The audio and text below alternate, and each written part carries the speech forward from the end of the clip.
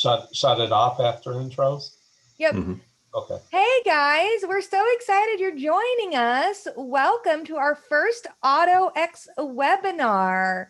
We are so excited that you're here. I know Ken and Dave have some amazing content ready for us, and it is going to be a great time.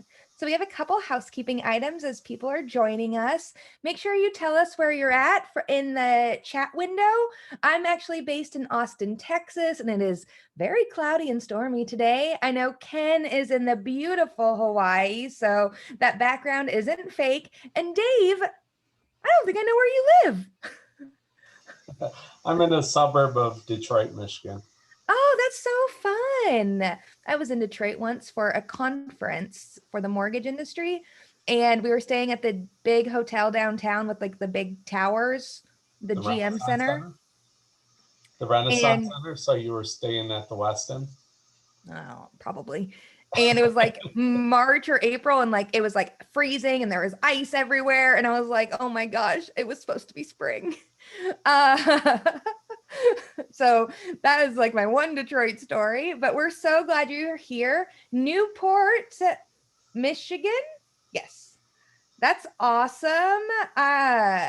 And then, so just keep telling us where you're from. We love knowing that people are joining us from all over. You also will see on your screen a Q&A window where you can ask our lovely speakers questions as they're going along. And if you see another question you enjoy, you can vote it up or down. And so the guys will know which questions to answer and what our audience cares about in the end. I see some more people joining, so thank you for coming. We're so excited you're here.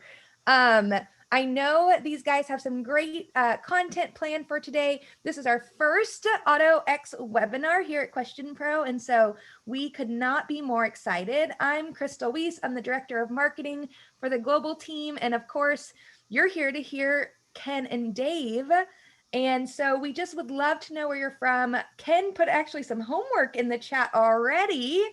So we can former instructor, you know, that's how it is. We start the homework before we even start the class. So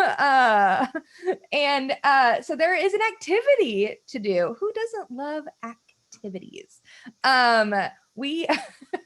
We're so excited you're here. I see some more people joining. So make sure you let us know where you're from in the chat window and get that Q&A window up to start, submitting your questions to, so that Dave and Ken can answer them as we go along. Well, I think that's all I have. I'm going to try. I mean, this is going to be new for me. We're going to test the limits of our technology, not with a poll. The poll should be pretty simple, so hopefully we're not testing the limits there unless we start getting hundreds of thousands signing on to take the poll. But take the poll, and before we really get into our introductions, I'll actually close off the poll. Whichever question people vote on is the one I'm going to put into our instant answers, and cross my fingers, we'll have an answer by the end of the discussion that I can share with you. Ooh, so let us know which question you think we should be asking, and we'll go ahead and ask it in our Question Pro instant answers and generate response. Now, I've had responses as quick as 10 minutes at one time. So. Oh, and it looks like people are already answering. I just went through and that was super easy, one click. I love that.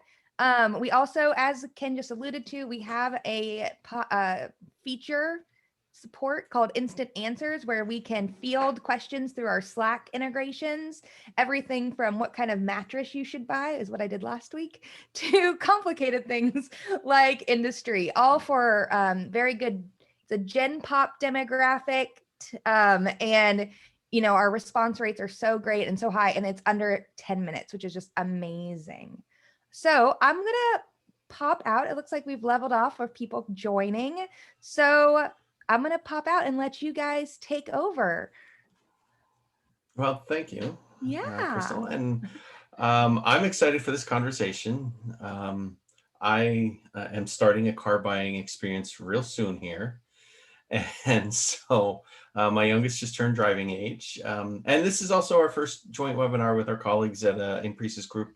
which now make up our Question Pro automotive experience, AutoX team, as we call it.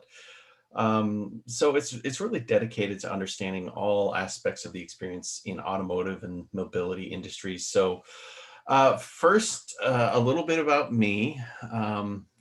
If you haven't seen me before, this is actually my first time this year. I've actually cut back my speaking engagements this year. So I come from the customer experience background, 20 plus years. That's just how we say we're old at that point. You just put the plus behind the 20. I've worked in all aspects of market research, from ground floor project management all the way up through managing all of our technology vendors for all of our divisions within one of my former organizations. And, you know, in every industry, actually my first client was a retailer. That's what I was actually brought into the industry for, because I came from a retail background. And then after that, my next 3 clients were automotive clients. And then suddenly I had a list that included hospitality, travel, transportation, and have been involved in the auto industry for, I guess, the same 20 plus years now, essentially. So even with all that experience, I come nowhere near where our guest comes today. So Dave, I'll let you introduce yourself.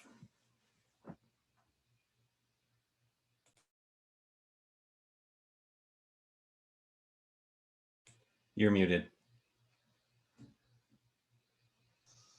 Are we good Oops. now? Yeah. Sorry. Okay, so I'm Dave Girolamo. I've spent the recent 23 years in the automotive industry, although I started in human resources. That didn't last very long. Born and raised in Detroit and still making my home nearby, so all things automotive are in my blood. My first experience in automotive was at Ford Motor Company as a quality analyst in an assembly plant engineering team, mostly working with warranty and survey data, as well as coordinating plant process improvement. I moved along inside the plant to vehicle evaluation, leading internal quality measurement systems and feedback.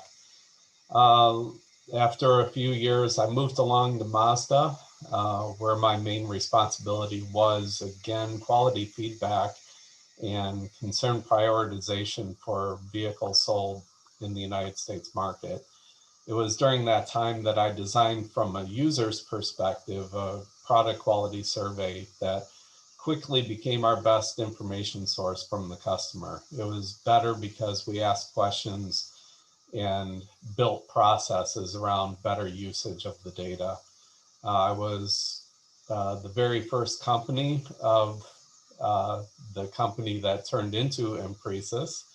I was the first customer of Enprecis, and they did all of our programming, platform work, and process emails and so on. So when I walked into Mazda, we were near last in industry for initial quality, and through an inspired team effort, when I left, we were near the top of non-premium brands, but there were a lot of different improvements and things going on to help that effort. So finally, about 9 years ago, I left Mazda for Enprecis by Question Pro, where I've been for 9 years in analytics. And though most of my work is consultative in nature, I'm working mostly with survey data and turning that into predictive analytics. So that's the summary.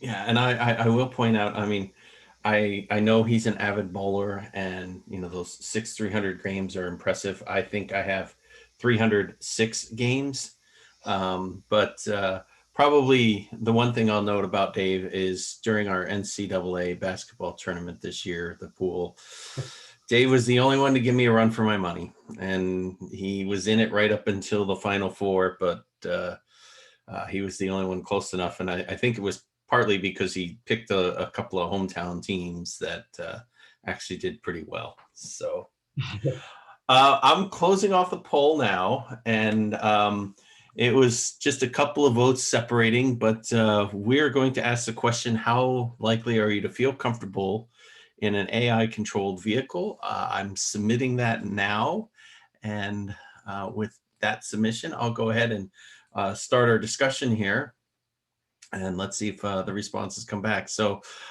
you know, as I mentioned, a career focus in this sector is sort of with expertise to be envied that you have. So let me start with my first question for you, Dave. We see it from the inside. It's been noted that scores with dealerships have been increasing throughout COVID and into 2021. What are the dealerships doing differently? Well, I think there's obviously been differences in contact guidelines and protocols, but overall process is largely the same. It has probably become even more robust with less traffic over several of the months in 2020. So the major influences to customer perception scores are timely service, price, quality of service. So reduced traffic has positively impacted at least two of those things. Further, every survey is about perception, which I cannot stress enough. So let's imagine customers are from two different camps. The first are those who are not concerned of COVID and they intend to live their normal lives with very little change.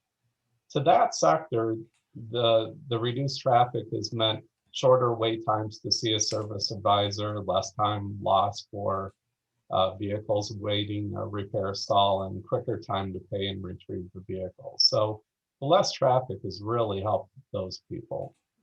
The second group are those that have been careful with COVID mitigation. So the most important part of the experience was simply to have a low contact event. So many dealerships started retrieving vehicles from customers' homes, though premium brands had already been doing that. And even if the customer drove it in themselves, the relief of quick service with little contact left them happy. So it's been a win for both of those types of people, which reflects positively on the dealership and therefore the OEM. So as for what this means in the future, we don't really know since the perception changes, as the perception changes a bit. So dealership scores were improved for 2020. They may return to what would be considered normal levels in the near future, but they'll probably be positively impacted by the more robust, tighter processes. So we'll keep that in mind as we evaluate trends moving forward. And the moving forward part is probably what's key, because I've certainly seen the differences already in the limited amount. But I mean, if we go away from the dealership side and we talk about the more the manufacturers and how they had to adapt, and I'm sure many slowed production. Then mobility companies had to pivot. I mean, I saw car rental companies just shedding tons and tons of inventory, and they're coming back now and saying, "Oh well, oops, we need that inventory." Here in Hawaii, for example, people are renting U-Hauls as a vacation rental because there's such a shortage in rental vehicles. Ride sharing became all about food delivery. So things are changing in how people use their vehicles because of the pandemic. So what are manufacturers seeing in the future that's going to be a shift for how they do business? Well, perhaps the greatest opportunity is witnessing not just the mobility of people, but of products and services over the past year. So the auto industry will continue down the path of automotive and alternate mobility, especially considering that infrastructure and investments in which they will undoubtedly participate to some degree in the near future. But as we continue deeper into 2020, we'll start to understand what the more realistic adoption rates would be to some of those alternatives. We recently conducted a poll about the acceptance of autonomous vehicles, where 40% expressed the comfort level. So, you know, the general public is not quite there yet. You know, add to that that COVID shedding a light on challenges presented with ride sharing or car sharing risks. You know, given that a pandemic are people are less likely to share things in spaces. So those learnings could be beneficial outcome to the situation and provide a better view of the total landscape. But what is better understood is how efficient some of that mobility could be. Many of us took advantage of delivery services to help us with our daily lives, which will continue to be a part of the future, even if we didn't think it was going to be 16 months ago or so. So, and with many employers now realizing that employees can work from anywhere, that less traffic on the road can allow some of those efficiencies to continue. But we also can't ignore the pandemic of the last year and the way people think of automotive transportation. As I said, ride sharing and vehicle sharing will still happen, but maybe to a slightly smaller degree and maybe only in high density areas. But, you know, I'd be remiss if I didn't say that the politics of the last 2 or 3 years tells us something about people's ideologies, and not just in the United States.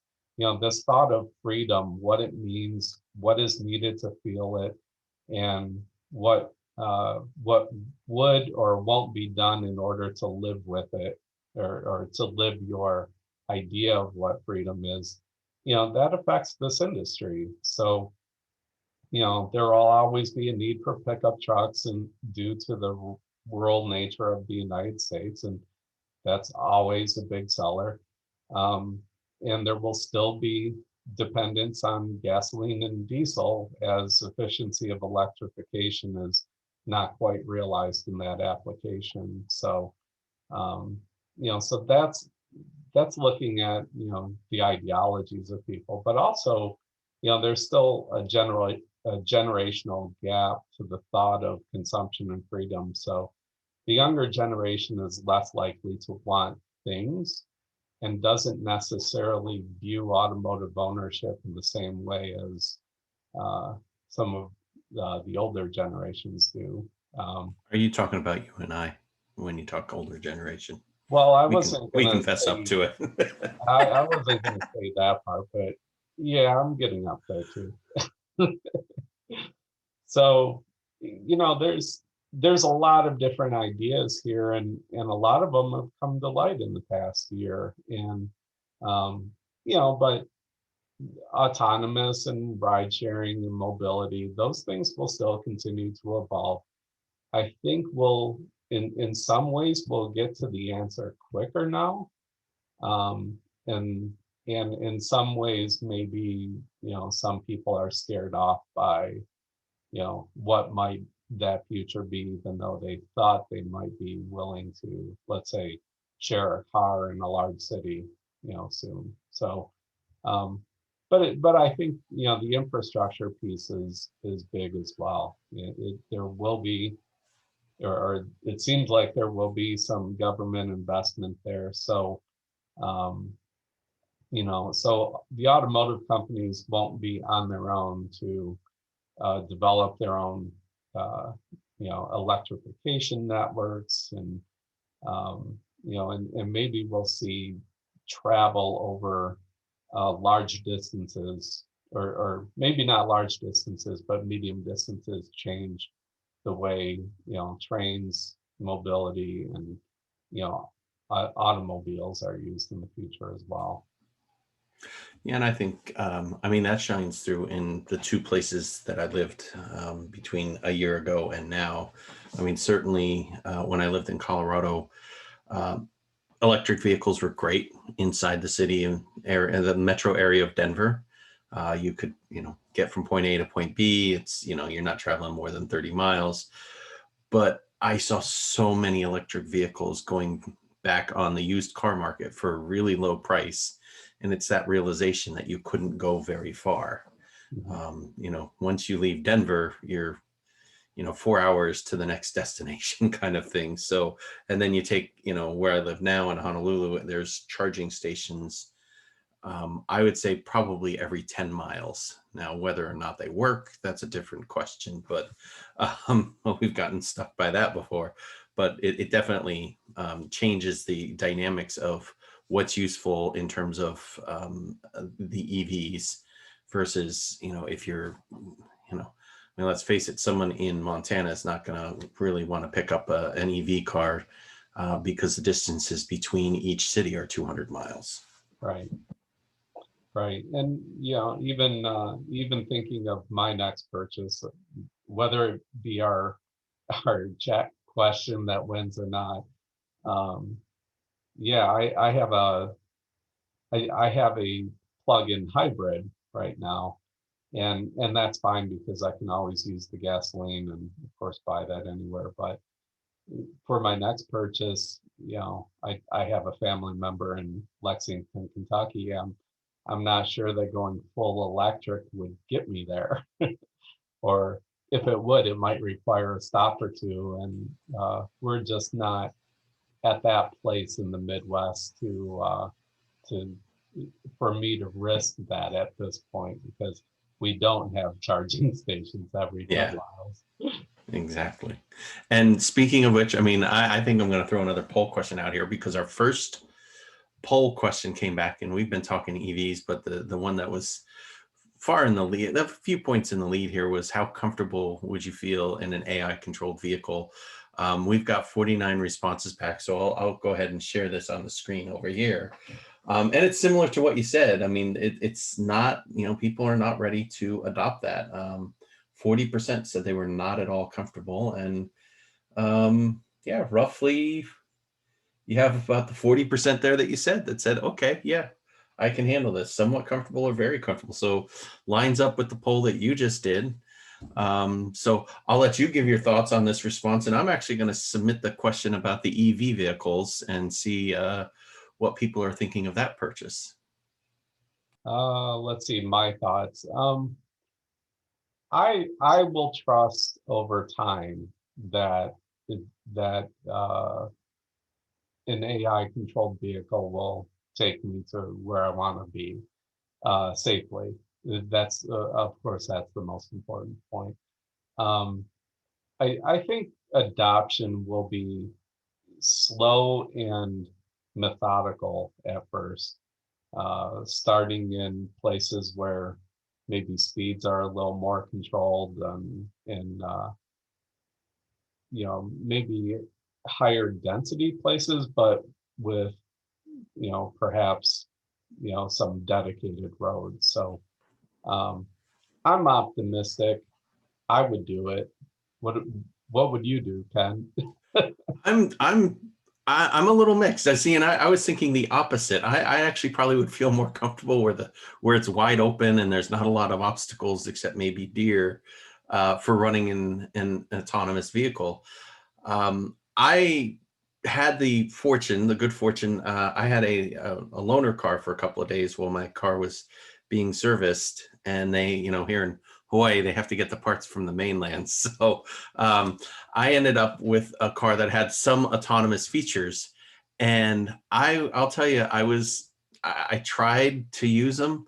I used that little adaptive cruise control, and where the street sort of went around a bend and there were cars parked on the side of the road, the car ended up stopping when I was on cruise control, and I'm like, wait, why is the car stopping? There's nothing, there was no one in front of me on the road, but it was just how it was reading the road. It actually read it as there was a traffic jam ahead because there were 6 cars parked on this bend that I was about to go around. So I actually had to then take control of the vehicle and go through it. And it sort of shook my confidence a little bit because, I mean, that's something that you'll see commonly in a dense area is, you know, cars parked on the road, on the side, sometimes parked terribly, as we know in areas. So I did get back. I tried it again on the highway. Loved it. The only downside is it kept adjusting to things when, you know, very temporary things. If someone, you know, cuts those 2 lanes and, you know, shoots over to the exit, suddenly I find my car going from, you know, 55 down to 35 because someone cut over me in front of me for a few seconds. But definitely felt a lot more comfortable in the wide open areas than I did the dense areas. Okay. Yeah, I would just prefer a slower speed. We're supposed to prefer that here in Hawaii, you know, aloha time and all. So, sort of switching back to the car buying process. You know, I sort of have 2 stories. I have the one pre-COVID story. My last car I purchased before pre-COVID, it was very high touch, a lot of handshakes, close proximity, sitting across a desk, you know, like one right across from the other. You know, but my more recent vehicle purchase, when we got down here and had to get a vehicle, I had intended to ship our vehicle originally, but apparently there was issues with getting things into the cruise ports in California. So another mobility question that we'll probably have to fix in the long term. But so I end up having to dump my vehicle, pick up a new one down here. I picked it up probably at the height of, you know, the pandemic, when things were really locked down. And it was very different. I never stepped foot inside the onto the lot. You know, I was able to test drive a vehicle. They brought it out to me.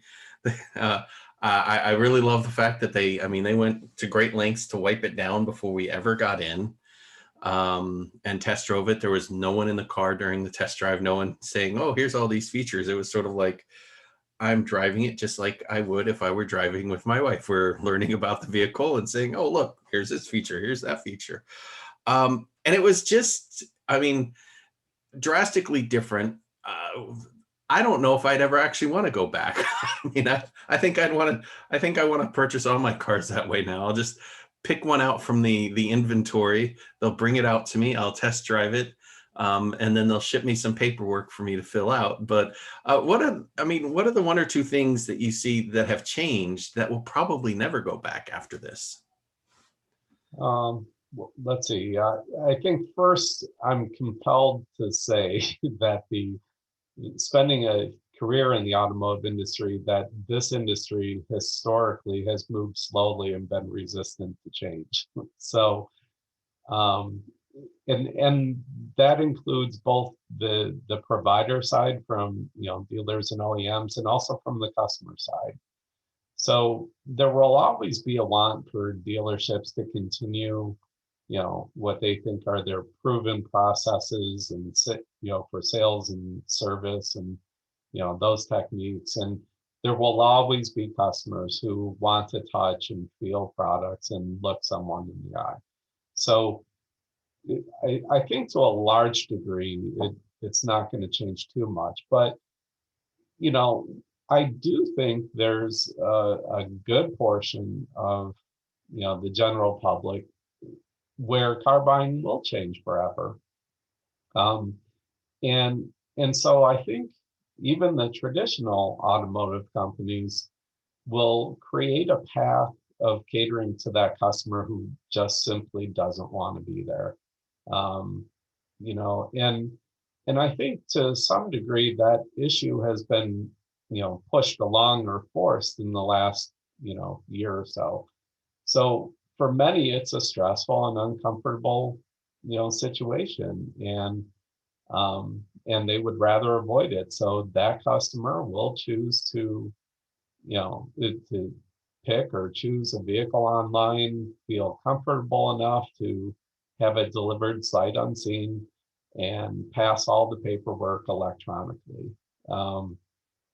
So, many dealers are likely to continue to retrieve and drop off vehicles, and many of the premium brands already do that.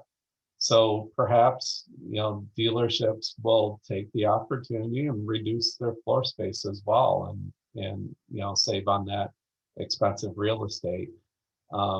So the most difficult of challenges often force us to quicker and closer to optimal solutions. And this is a case where the challenge of the pandemic world has probably quickened the path of dealing with potential customers who aren't agreeable to decades-old processes. So I do think there will be more of a movement to virtual car buying experience, whether it be a complete experience or supplemental to walking the lot.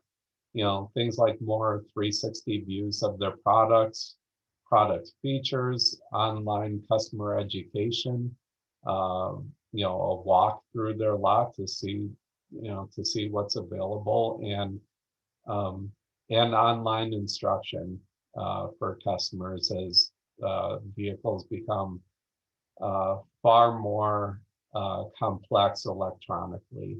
Um, it's far more likely that a lot of that instruction will be by online sources that are a little more complete than to depend on a dealership employee knowing every feature of every vehicle. So I do think it will change. No, and I think, I mean, even me, you're right about when it gets forced upon you. I would never, I mean, prior to this, I mean, there were obviously car websites where you could go and look at newer used cars and look at inventory, things like that. But then there were a couple, I mean, the two I think of, Tesla and Carvana, who basically exclusively sold online, essentially. Not to say that you couldn't, there certainly were some places where you could go test drive a Tesla or see it in person, that kind of thing. But it seemed like an idea that I would never even consider at the time. Yet fast forward 1 year and I'm thinking this is the best experience I've ever had when buying a car. So I'm thinking of like the one thing that, it really has changed the experience personally for me. And so when things go back to normal, I think one of the things you mentioned, I'd love that idea that, hey, I can sort of do a virtual walkthrough on a car without ever having to leave my home. I mean, I could still get on the appointment. I could still do a Q&A, have a meeting like we do with so many of our Zoom meetings, and certainly have that moment where the sales rep at the dealership forgets to unmute the Zoom call while he's walking through part of the walkthrough, things like that. And I'm hoping some of those things really stick around. But I would love to see, that blueprint, as you said, shrink in terms of the number of, we don't have to have, showrooms that are thousands upon thousands of square feet, and instead make it a more comfortable experience and make it I'll call it a cozier experience. So, when we think about that, I mean, what's, just from your personal perspective, what's the one thing that, you would like to either keep or get rid of the process, as we sort of emerge to the normal? Are we talking about car buying and Car dealership buying, yeah. experience, or data Car, usage, or car buying for the most part. what's that? Car buying. Uh, you know, I, I think it ties in with data usage, because that's been my experience in the industry. And it's really to put the customer front and center and to listen to what the customer says. Um, I think, simply put, there needs to be a focus of asking questions to customers and responding to them and using that information to its fullest. Too often, even in the car buying experience, I went through a lot of what you did recently, where my last experience, we had the trade-in determined, the price on it, the price on the new vehicle, submitted my financial information, and it still took 4 hours. Despite me saying that I wanted to be in and out in less than 2. and the salesperson I relate to that one. Yeah.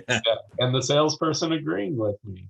So, they still walked through their, basically the entire process, and disregarded my want as a customer. So when we got to the point at the end where I received the keys and, hey, let me show you how these features work, I just flat out refused. So, and then it comes down to the customer survey at the end, which is, part of the work that we deal with here. I gave my feedback, and I see a lot of feedback for lots of OEMs. And, the timeliness of the service, the timeliness of the whole sales process is paramount to the customer. And, some of it can't be cut down. Obviously the financial part with loans and so forth, they do require some handshakes between the dealerships, the customers, and the banks. But the rest of it should be, in my opinion, a little more efficient than it is. So if I was to change one thing, it's to listen to the customer. If you're going to ask them a question,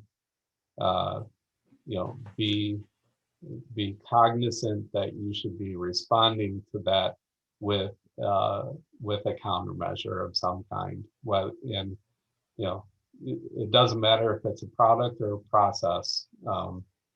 If you're going to ask the question, take the time to mitigate the issue. Yeah, it's definitely one of those areas that I always say, if you're going to go ahead and ask, be certain to listen. That's part of a conversation. So speaking of data, I'll throw this. I did get the second response back. Since we were talking about electric vehicles, we did have, will your next vehicle purchase be an electric vehicle?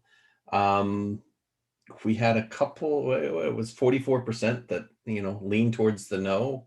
Yeah. But only 16% said absolutely. I mean, that surprises me a little.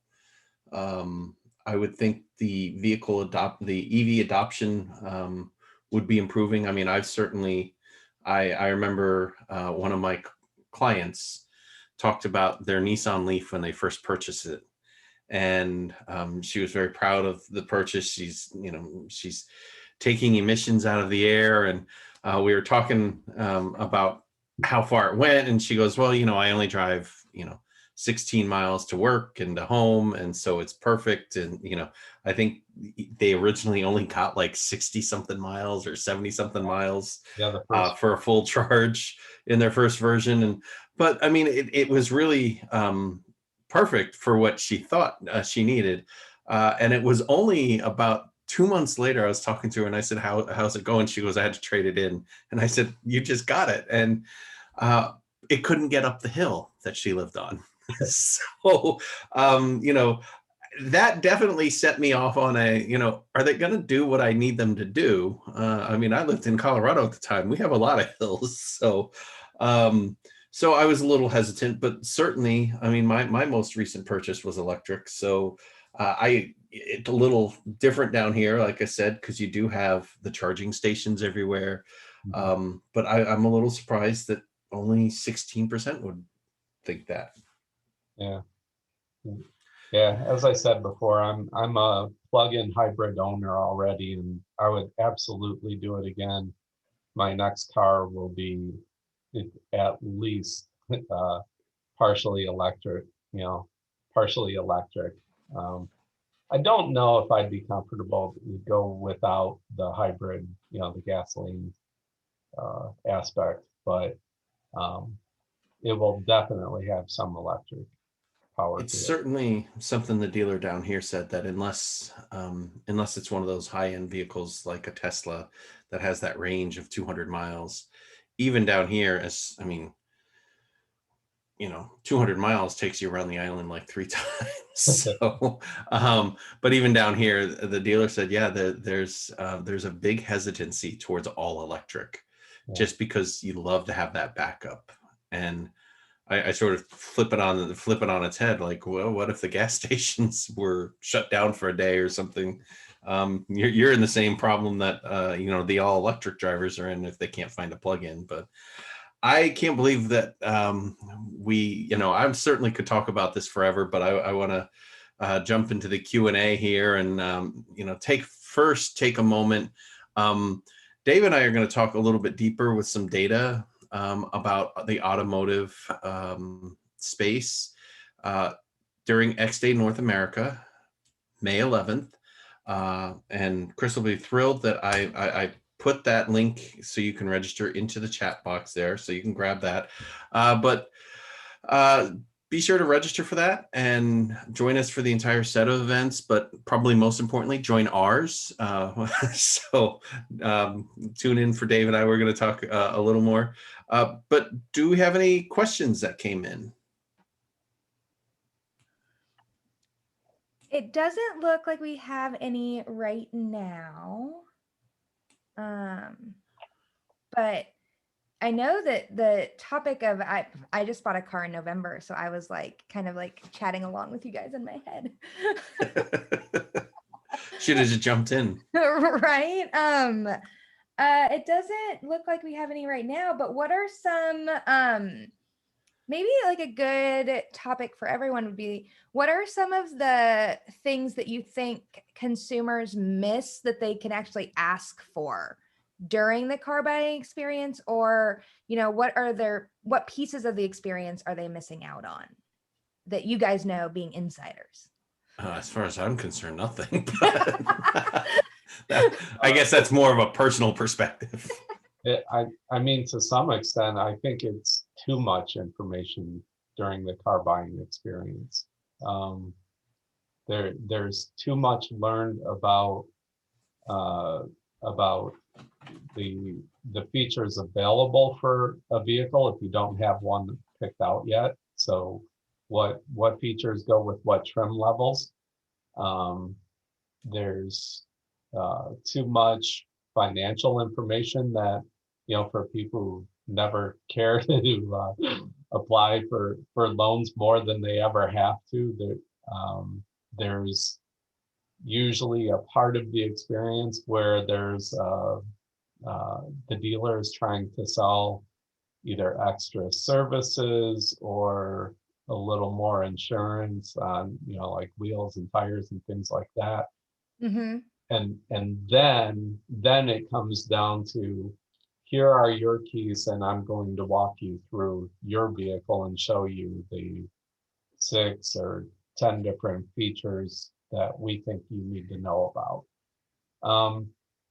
So I don't think there's lack of information. I think if anything else, it's the exact opposite of that. And that is, there's too much information during that experience, and it really needs to be condensed to, the parts that are absolutely needed. And I know, one of the dealerships near me here offers like Saturday classes for some of the features on the vehicle. So, I think that might help some people, because sometimes you just need some time in the driver's seat to figure things out. But yeah, I think there's too much information that goes back and forth during the experience. I gotcha. Does anybody agree with me? I think you're right. I mean, I sometimes you were talking about the feature, the classes. I just thought of my daughter. She had a car, her first car that she got. I mean, my oldest she had her first car 5 years ago, believe it or not. But for about 3 years, she never even bothered to question this little button that sat right next to her gear shifter that just said sport. And she's not a, extreme driver by any stretch of the imagination.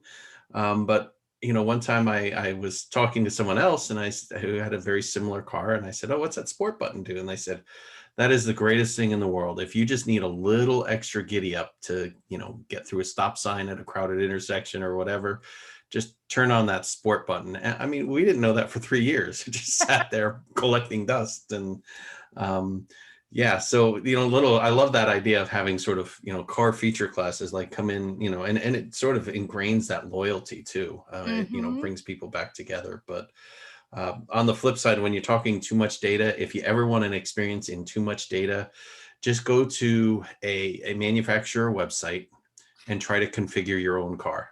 Right. And all the options. And I mean, it's like, what tire? You're right. What tires do you want? What seats? Do you want the leather? Do you want the cloth? What color? And it's like, wow, when you start putting it together that way, it does get overwhelming in the amount that you're consuming. Yeah, I always configure mine ahead and hand my list to the salesperson, because ultimately there's certain features that won't go with certain other features or trim levels. So you start to understand what you can live with or live without. And so I go with my list. I say this is exactly what I want. Here's the trim level, and here's the added features, or the added options, and so forth. So what I'm hearing is it's actually harder for you to buy a car than for a normal person to buy a car, because you know too much. I've never been accused of knowing too much. I have had that experience where I knew exactly what I wanted. I went into a dealership. I actually had called them in advance, and I said, I had specified color, number of doors, because the 2-door, the 4-door, that they had the option between the two, and I knew exactly what I needed in the car. And I said, "Do you have any of those in stock?" And he said, "Absolutely, come in, we'll make an appointment." And this is 25 years ago. Yeah. I went in that morning with a whole schedule of things, saying, "Oh yeah, I was gonna, I'm here to do the test drive." And he goes, "All right, yeah, it's parked in the back." He says, "It's going to take us about 30 minutes to get it out." And I'm like, "What?"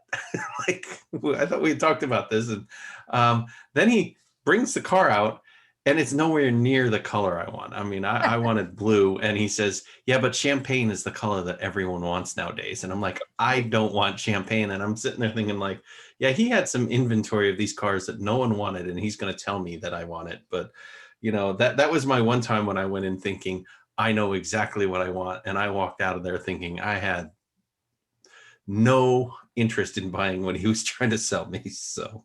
Right. Yeah. I have 2 of those stories myself, but I would take far too long to tell them. Well, that's why you need to join us for X Day, because Right. we're going to talk a few more, as we call it down here, we're going to talk story about some of these other experiences and how we tie it back into the data. I'm also going to ask those 2 other questions that we had on our poll, and those are going to be part of our discussion then. So just make sure you join us for X Day. And with that, I will close it off. Awesome. Thanks so much, you guys. We really appreciate your time. Thank you. Bye.